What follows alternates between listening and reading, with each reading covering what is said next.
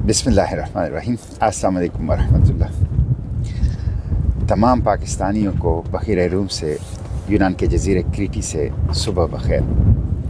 अल्हम्दुलिल्लाह हमारी कल रात बखैरियत गुजरी।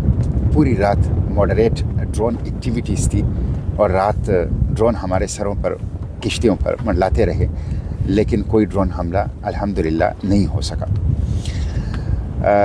अभी हम यूनान के जजीरे क्रीटी के आखिरी सिरे पर पहुंच चुके हैं और यहाँ से हम इंटरनेशनल वाटर के ज़रिए से गज़ा की तरफ इंशाअल्लाह रवाना होंगे।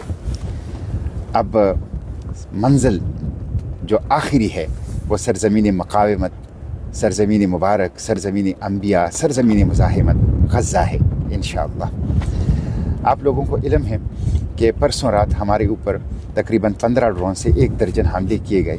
7 किश्तियों को निशाना बनाया गया, आग के गोले फेंके गए, केमिकल्स फेंकी गई और साउंड बम फेंके गए, बारूद फेंका गया और तकरीबन हमारे 7-8 किश्तियों को निशाना बनाया गया।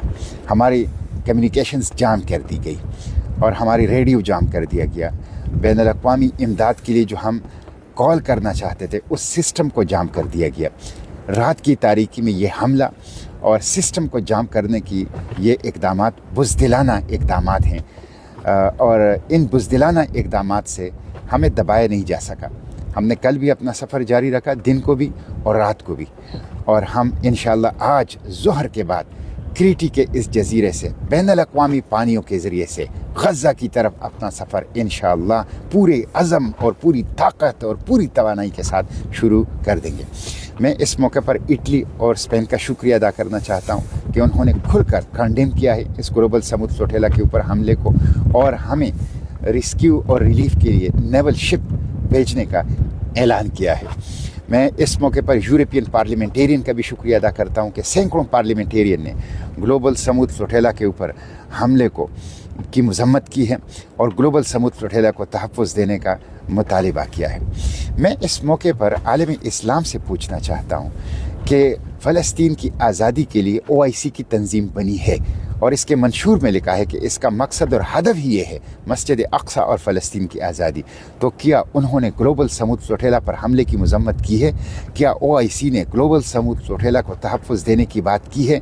क्या OIC ने कोई मिलिट्री, नेवी या सिविलियन रेस्क्यू रिलीफ शिप भेजने के लिए कोई ऐलान किया है?